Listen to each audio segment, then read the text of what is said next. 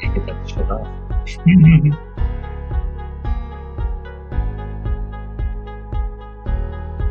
That's fun.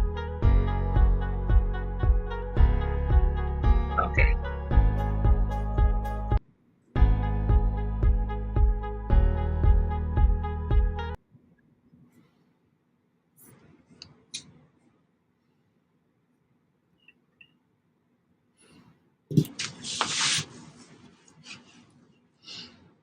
There we go.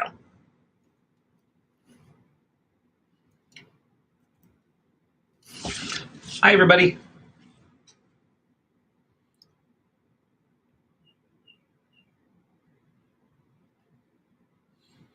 I think we're a little laggy today.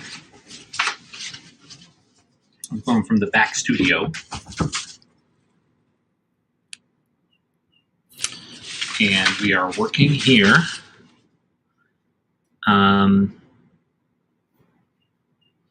Looks like we got dropped a little bit, but it says that it's good.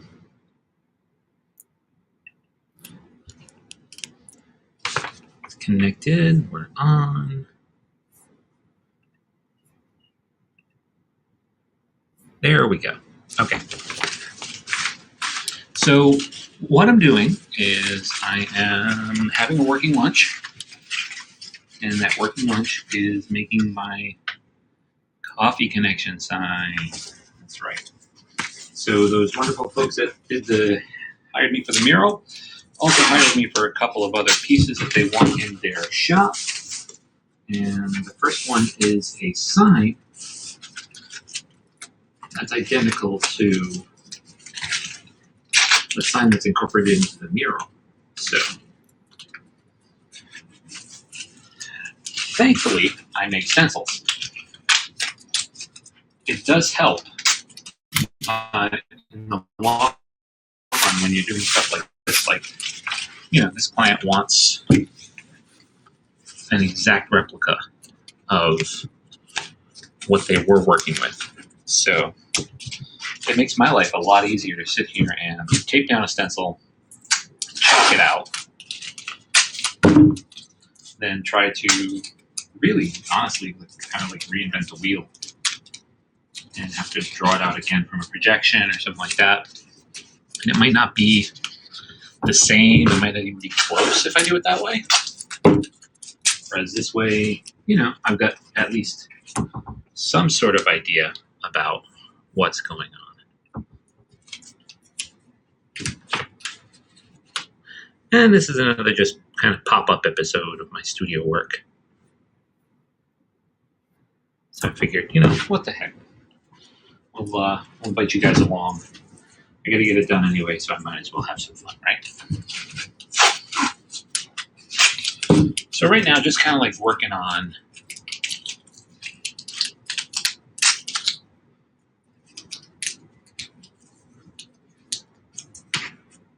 throwing down some of these sections that, have been curled up now for a few days in storage, waiting for me to get started with this end of things. That's because, there were other jobs that needed to get done, like, I don't know, my day job. That might have been good. So I went ahead and kind of working on that. But while I'm on lunch break from that, because everybody knows that when you're on lunch break, that's when you do your work, right? That's why I entitled this one Working Lunch, because that's really what's happening. I'm just trying to get through this project, and so I grab any moment I possibly can when I'm not working to get this done, right? Because there is no other time that an artist who also works a regular job can actually get the stuff done. So, yeah. So right now I grabbed a chalk pencil. Believe it or not, around here for some reason these are like hard to find. It's a General's chalk pencil, which is a pretty normal, art supply, you'd think, right? But oddly enough, the only place that I can find them is a big chain store. My local art stores don't have them. The only local art store I haven't tried is the RISD store, but they're kind of shut down because of COVID. You can't go in; you have to order it online and then go pick it up. So, and they're only open certain hours. So for what I do, I kind of need more than the hours that they're open. And I'm working all day. I'm gonna grab this at night. It's kind of hard to grab it at night because they're not open at night over there. So what I'm also working on is, if you can see it, and you'll be able to see it a little more clearly once I take the stencil off, but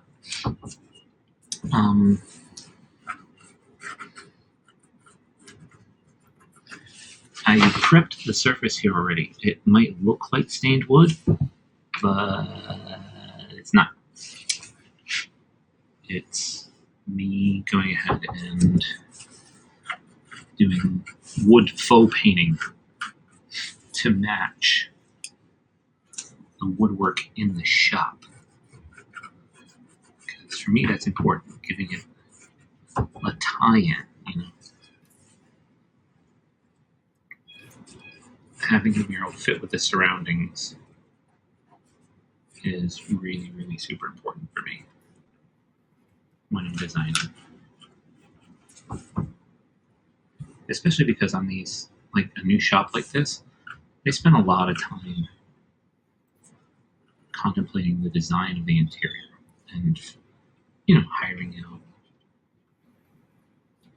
fabricators to go ahead and make custom cabinets and workstations, etc., etc.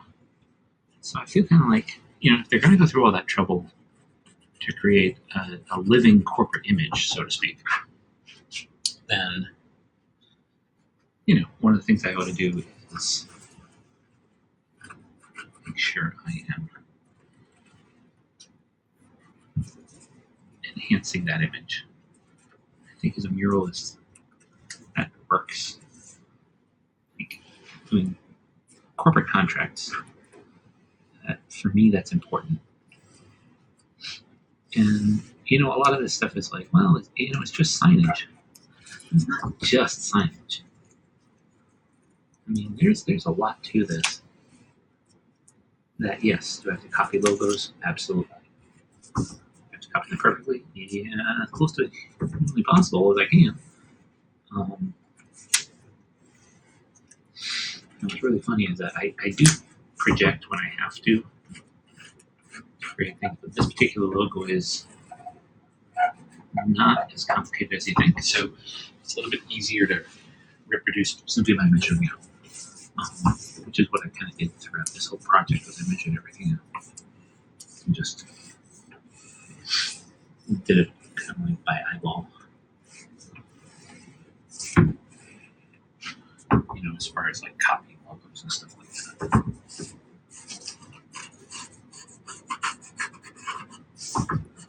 And the reason I use a chalk pencil is because with the chalk pencil, I can go ahead and I can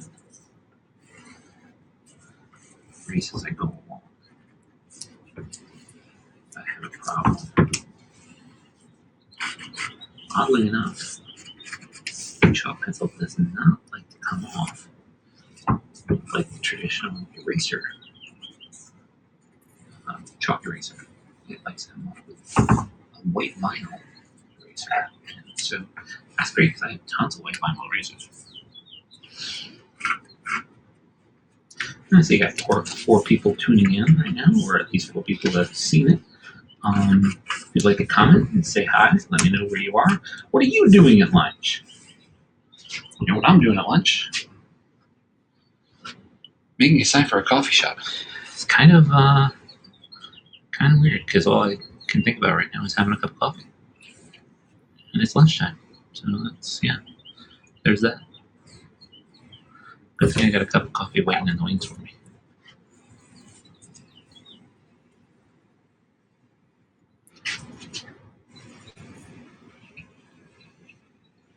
And if you haven't yet, please subscribe to the channels that you're tuning in on.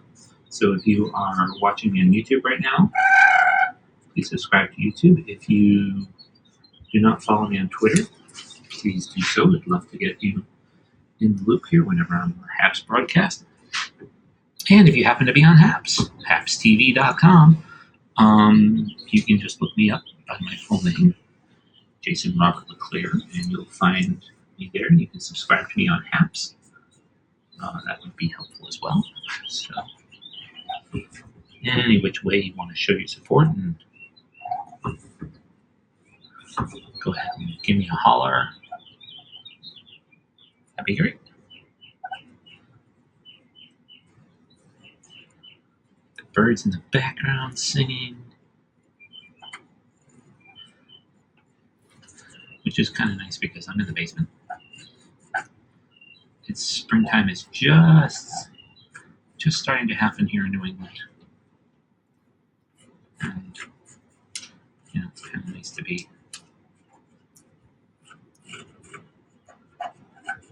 have the ability to have my door open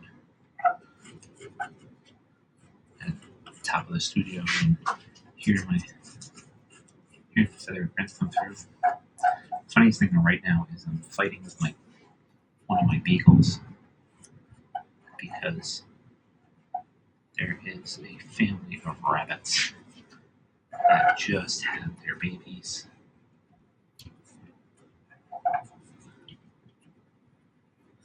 Underneath my deck, and he wants them so bad. He's trying to get under the deck where those cute little bunnies are. That's not happening. I do not want that to happen.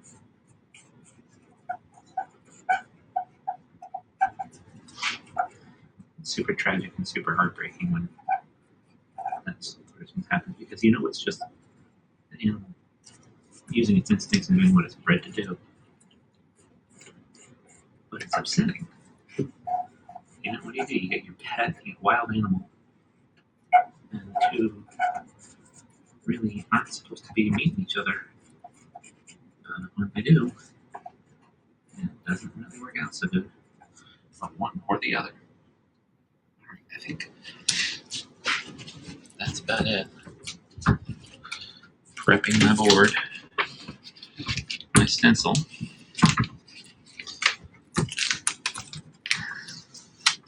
I want to preserve the stencil because these guys are building another shop right actually around the corner from me. Just up one of the local highways a bit. So I'll make sure that I save the stencil because I got a feeling I'm going to have to use it again. And this is a pretty complex one that was actually kind of fun to cut. But I cut all of my stencils out of painter's drop paper when I'm doing anything large scale, which tends to be most of the time. Because it's big enough for me to do that with, and it's, pretty long lasting. I do have to use, on occasion, I have to use tape. So what I do is I use a gummed one-side packaging case, round tape, and utilize it. This is really loud and so hard. Okay, there we go.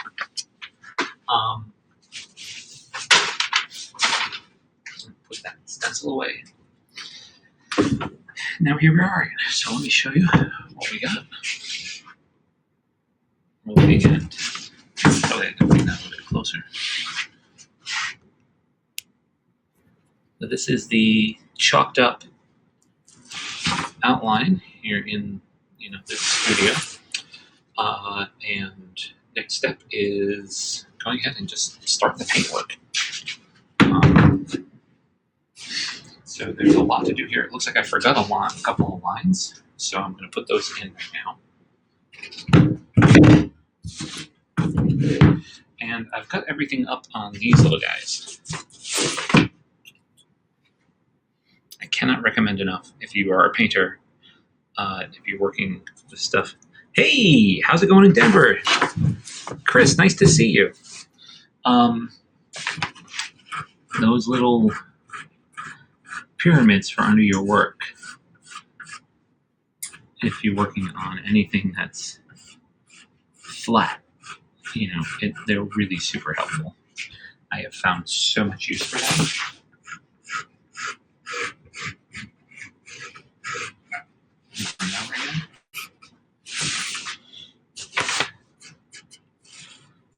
So, yay. All right. I think we're good to go. So, let's see what time I got. It's 11:01. My lunch is almost over, but maybe I can get something done. Yeah, I am making a sign, Chris. I'm working on a sign for the coffee shop that I did a big mural for.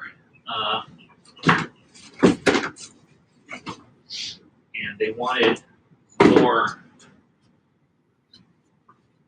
They wanted a sign to match the under logo that they had going on at the coffee shop.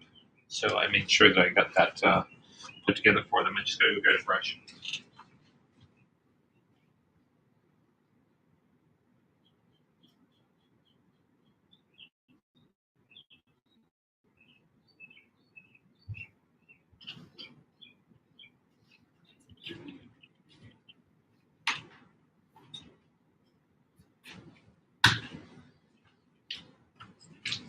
The studio is really deep.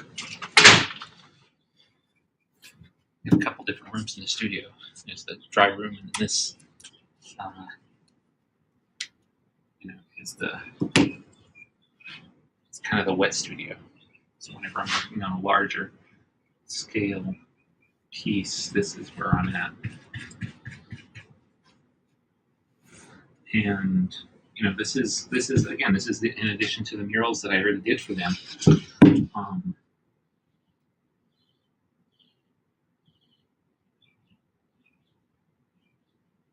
And the next round of murals, which I'll also be broadcasting while I'm doing those, usually at night. Sorry, I'm going to concentrate. Here we go. I'm working on a technique that I picked up from a friend who's a muralist, Harley Bartlett, who is this super amazing painter. Works primarily in realism, but also does like sign work in old 50s style and 60s, and just finished a series for a Boston restaurant that was done in like almost like a pseudo Rauschenberg kind of collage work, which is super cool. Really, really liked it. But he gave me this technique where you can do the murals on canvas and then hang the canvas like wallpaper. So that's not this one. This one's, this one's all paint, but canvas ones that I'm starting. The first one I'm going to do is the Instagram wall that they asked for. So I don't know if you guys know what this is, but in cities and businesses, they make walls where people can stand in front of and take an Instagram shot with a backdrop. So I've got a backdrop planned for the Insta wall. Plan on starting that sketch tonight. onto the canvas. I've already stretched the canvas, double gessoed it. Nice and tight, ready to go on a piece of actually plaster wallboard.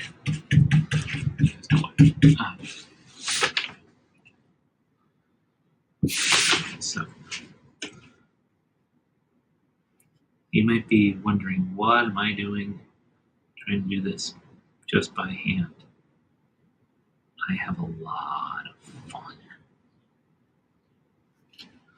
pulling a line by hand like that. It's one of those things that just, as a painter, makes me feel accomplished when I can pull a line.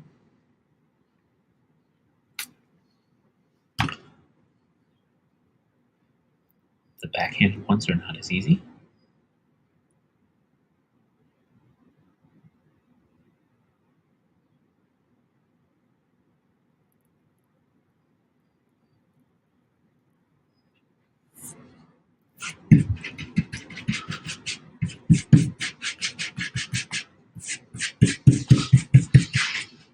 You guys can't even see what I'm doing. There we go. Now you can see. So backhanded pull.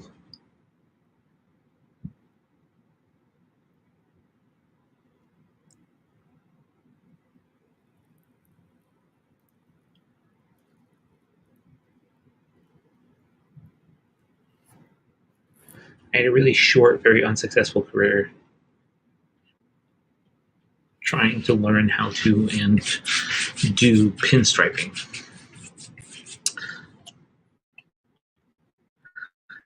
I enjoyed it, but it certainly wasn't something that I could practice all the time, and that was kind of the downfall. That's a it falls under a folk art really, but it's not. It's so creative.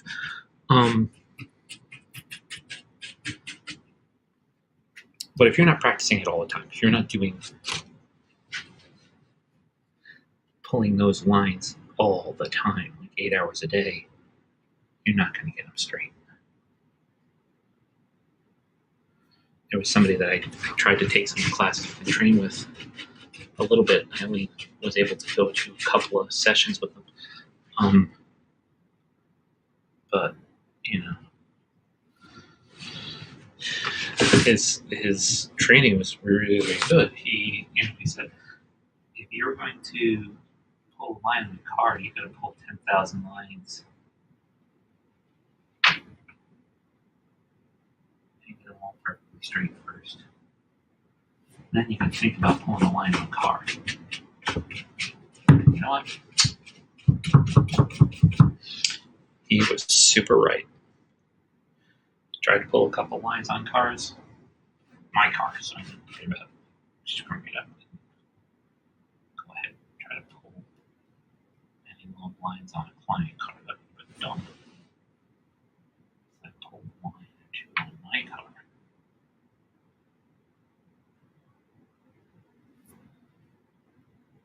And they came out pretty good, but you could tell.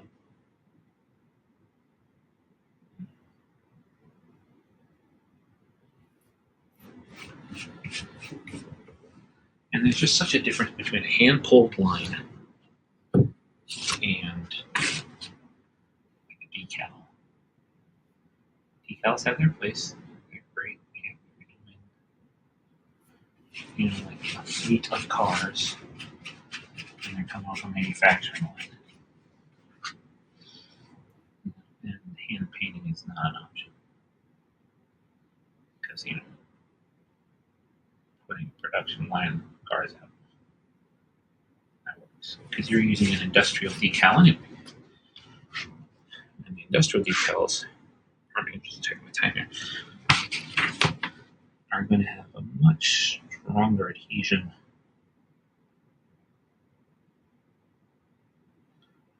than any hand painted pin you're going to put in.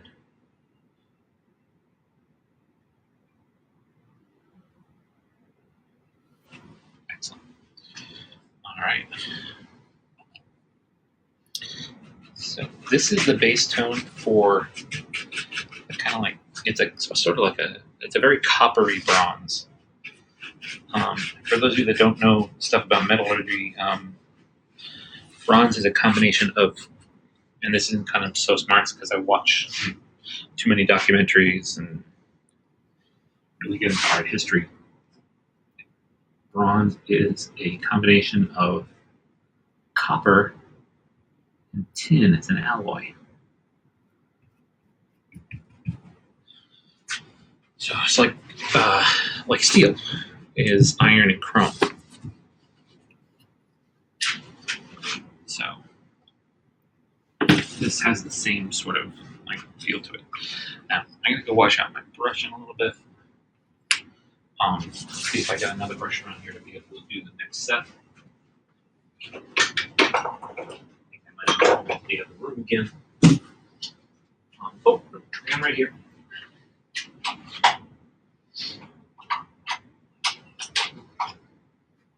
All right. Lettering brushes.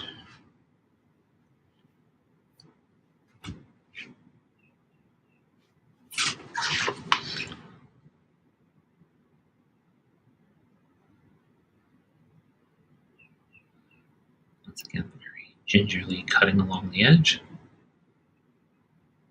Get that line in.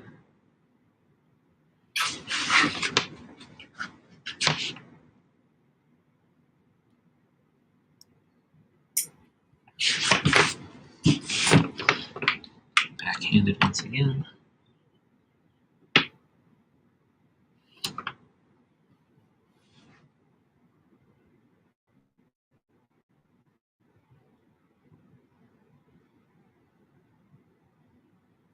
So this is the base color that I put in underneath the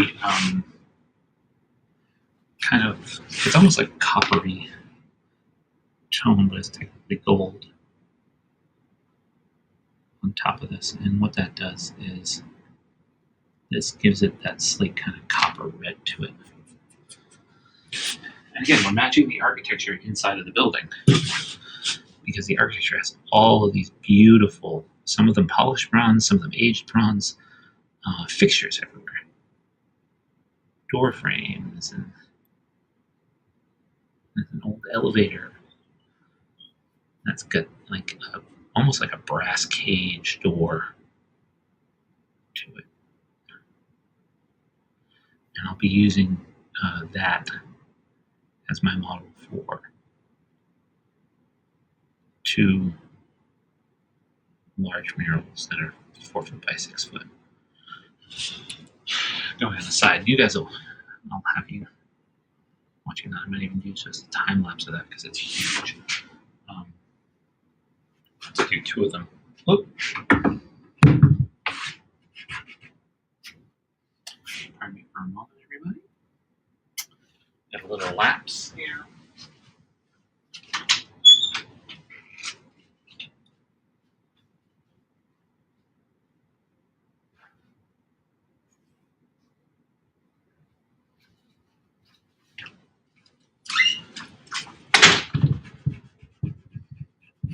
The other reason the studio is downstairs, scrub sinks are right around the corner.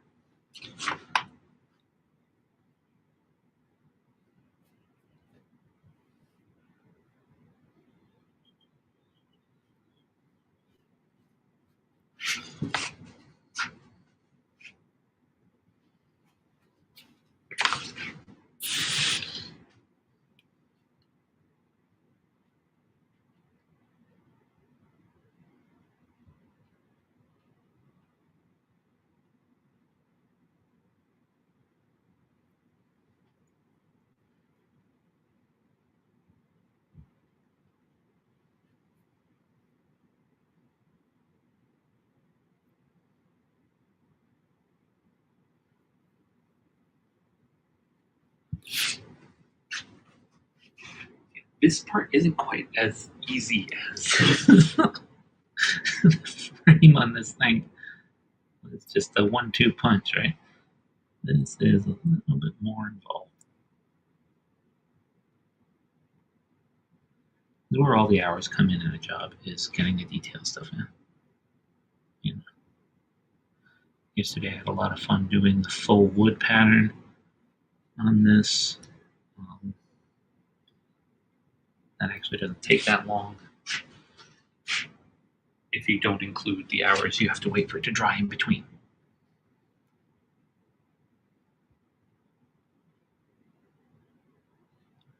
Because one layer has to be perfectly, your base layer has to be perfectly completely dry before you throw the wood grain on top of it. Alrighty. Beautiful. It's against a dark background, so I might have to do 2 layers of this. Don't worry, I won't bore you with broadcasting both layers.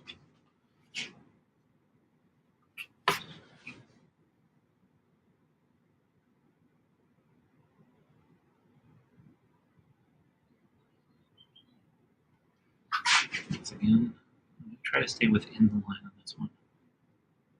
Mostly because that circle, if I do it too big, comes dreadfully close to the top. It's not really a circle, it's an oval.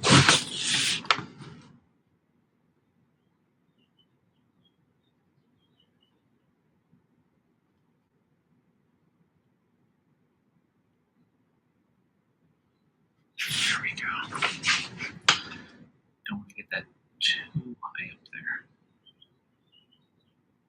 I'll leave just a little bit of scooched in between the two. Just enough to give a little bit of an outline, a separation.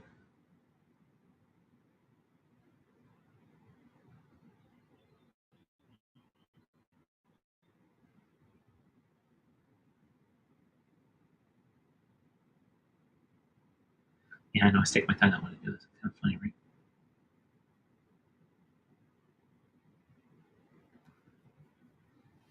You see that a lot in cartoons, and there's something to be said about it. It happens all the time. Not just with me. A lot of artists I know that do that. Like your tongue is out. It's almost like you're balancing with your tongue. It's weird. Yeah, just kind of like do that.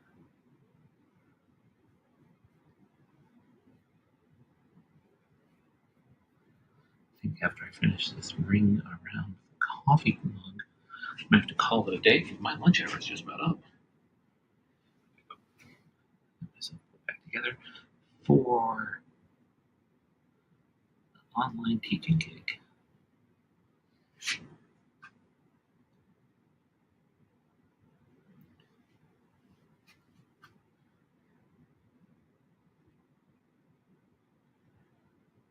Not a lot of people tuning in at lunchtime, and that's just fine. Because this is really not everybody's lunchtime. I'm a school teacher.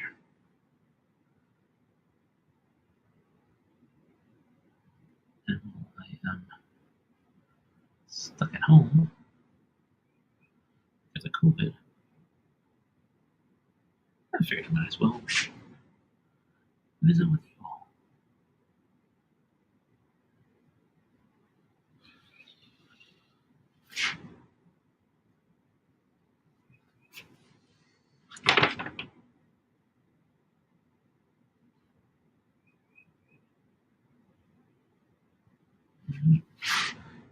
Finish this up. This one done.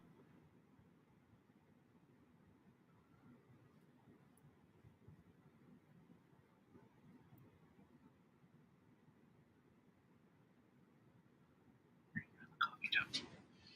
All right, cool. I'll just show you guys where we're at. Coffee sign. And the rest I will handle a little bit later. Thanks for stopping by and having a lunch with me as I have my working lunch here. Hope you have a great day. Remember, stay safe, stay healthy, and make art.